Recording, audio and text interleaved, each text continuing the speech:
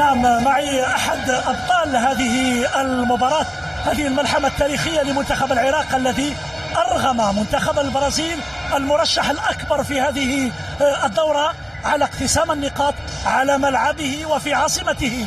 معي إذن محمد حميد حارس مرمى منتخب العراق وأحد هؤلاء الأبطال، إن لم نقل البطل لأنه هو الذي تصدى كثيرا خصوصا في اللحظات الأخيرة من هذه المباراة، لحظات أخيرة صعبة جدا. في البداية بسم الله الرحمن الرحيم، أرحب بقناتكم بي ان سبورت. مثل ما بالبداية أقول مبروك للعرب عموما ومبروك للعراق خصوصا. مثل ما تعرف هذا الفوز يعني الكثير، المدارس الأوروبية والمدارس اللاتينية يعني يعني أقدر أقول لك ماخذة العرب يعني بالعين الصغيرة. الحمد لله والشكر اليوم ثبتنا انه احنا قد هاي المسؤولية، مثلنا العرب ان شاء الله خير تمثيل. احنا والجزائر قدرنا نمثل، نتمنى التوفيق للجزائر. مثل ما تعرف الكادر التدريبي قدر يضع النقاط على الحروف، احترمنا الخصم والله الله كافئنا ووفقنا. احنا الان نلعب ككرة قدم، ما نلعب كبرازيل، مع احترامات الفريق البرازيل فريق كبير وكله كل الاحترام، لكن الان كرة القدم لا تعترف بالاسماء، تعترف بالاداء. اللي يعطيها تعطيه. ان شاء الله القادم افضل. احنا بعد لسه ما متأهلين، اتمنى انه الوطن العربي كله يقف مع العراق كي يمثلهم افضل تمثيل. اسماعيل درغام، انت كنا تقابلنا بعد المباراة الأولى ضد الدنمارك والتعادل الذي يمكن أن نقول بأن يومها الدنمارك فرضه عليكم لأنكم كنتم أحق بالفوز بتلك المباراة. هل كنت تتوقع أن تقوموا بمثل هذه المباراة صراحة؟ والله صراحة يعني ما كنت أتوقع أن الشباب يقدمون هذا المستوى العالي والانضباط التكتيكي داخل الملعب. احنا نقول الحمد لله والشكر قدرنا ناخذ نقطة صعبة من صاحب الأرض والجمهور، المنتخب البرازيل منتخب صعب ومرشح الأول على البطولة. الحمد لله والشكر قدرنا ناخذ نقطة. علينا ننسى هذه المباراة، علينا نفكر بالمباراة الجاية أمام جنوب أفريقيا، لأن هي الفرصة الوحيدة للمعبر إن شاء الله الدور الثاني. طيب المباراة هذه ضد جنوب أفريقيا كيف تراها أنت شخصيا صراحة؟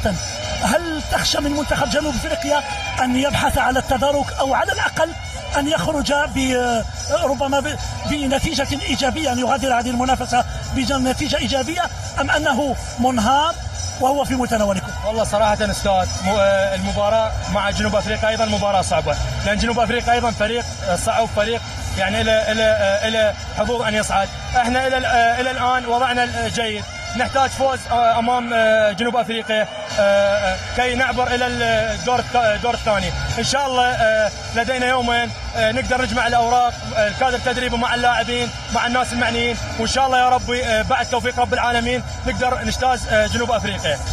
ان شاء الله بالتوفيق لكما ولمنتخب العراق في المباراة الأخيرة، ولم لا المضي قدما. اقدم شيء للناس اللي استهزأوا يعني مع احتراماتي، وصراحه يعني اتكلم كلام يعني منطق واسلوب.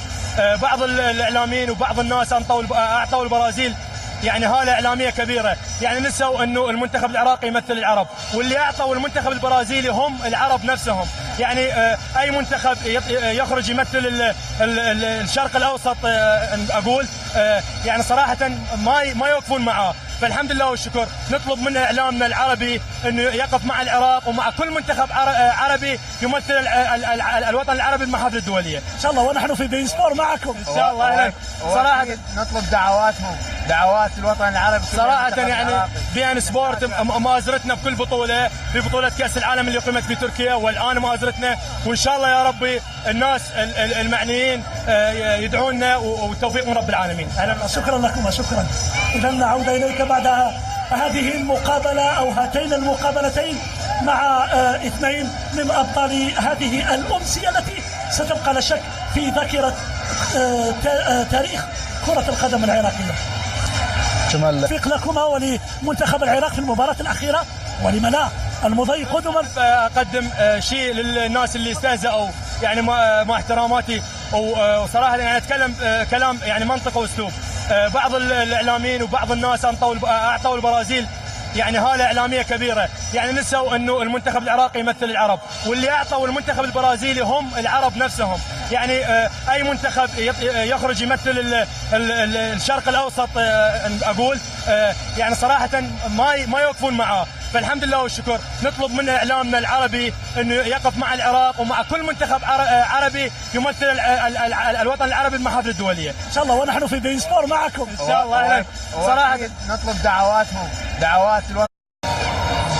نعم، معي احد ابطال هذه المباراه، هذه الملحمه التاريخيه لمنتخب العراق الذي ارغم منتخب البرازيل المرشح الاكبر في هذه الدوره على اقتسام النقاط على ملعبه وفي عاصمته. معي اذا محمد حميد حارس مرمى منتخب العراق واحد هؤلاء الابطال، ان لم نقل البطل لانه هو الذي تصدى كثيرا خصوصا في اللحظات الاخيره من هذه المباراه، لحظات اخيره صعبه جدا. بالبدايه بسم الله الرحمن الرحيم، ارحب بقناتكم بي ان سبورت. مثل ما بالبدايه اقول مبروك للعرب عموما ومبروك للعراق خصوصا. مثل ما تعرف هذا الفوز يعني الكثير، المدارس الاوروبيه والمدارس اللاتينيه يعني ما يعني اقدر اقول لك ماخذه. المباراه هذه ضد جنوب افريقيا كيف تراها انت شخصيا صراحه؟ هل تخشى من منتخب جنوب افريقيا ان يبحث على التدارك او على الاقل ان يخرج ربما بنتيجه ايجابيه، ان يغادر هذه المنافسه بنتيجه ايجابيه، ام انه منهار وهو في متناولكم؟ والله صراحه استاذ المباراه مع جنوب افريقيا ايضا مباراه صعبه، لان جنوب افريقيا ايضا فريق صعب، فريق يعني الى حظوظ ان يصعد. احنا الى الان وضعنا جيد، نحتاج فوز امام جنوب افريقيا كي نعبر الى الدور الثاني. ان شاء الله لدينا يومين نقدر نجمع الاوراق، الكادر التدريبي مع اللاعبين مع الناس المعنيين، وان شاء الله يا ربي بعد توفيق رب العالمين نقدر نجتاز جنوب افريقيا ان شاء الله بالتوفيق. قبلنا بعد المباراه الاولى ضد الدنمارك والتعادل الذي يمكن ان نقول بان يومها الدنمارك فرضه عليكم لانكم كنتم احق بالفوز بتلك المباراه. هل كنت تتوقع ان تقوموا بمثل هذه المباراه صراحه؟ والله صراحة يعني ما كنت اتوقع ان شباب يقدمون هذا المستوى العالي والانضباط التكتيكي داخل الملعب. احنا نقول الحمد لله والشكر قدرنا ناخذ نقطة صعبة من صاحب الارض والجمهور المنتخب البرازيل، منتخب صعب ومرشح الاول على البطولة. الحمد لله والشكر قدرنا ناخذ نقطة. علينا ننسى هذه المباراة، علينا نفكر بالمباراة الجاية امام جنوب افريقيا، لان هي الفرصة الوحيدة للمعبر ان شاء الله الدور الثاني. طيب العرب يعني بالعين الصغيره الحمد لله والشكر اليوم ثبتنا انه احنا قد هاي المسؤوليه، مثلنا العرب ان شاء الله خير تمثيل. احنا والجزائر قدرنا نمثل، نتمنى التوفيق للجزائر. مثل ما تعرف الكادر التدريبي قدر يضع النقاط على الحروف، احترمنا الخصم والله كافئنا ووفقنا. احنا الان نلعب ككرة قدم، ما نلعب كبرازيل، مع احترامات الفريق البرازيل فريق كبير وكله كل الاحترام، لكن الان كرة القدم لا تعترف بالاسماء، تعترف بالاداء. اللي يعطيها تعطيه.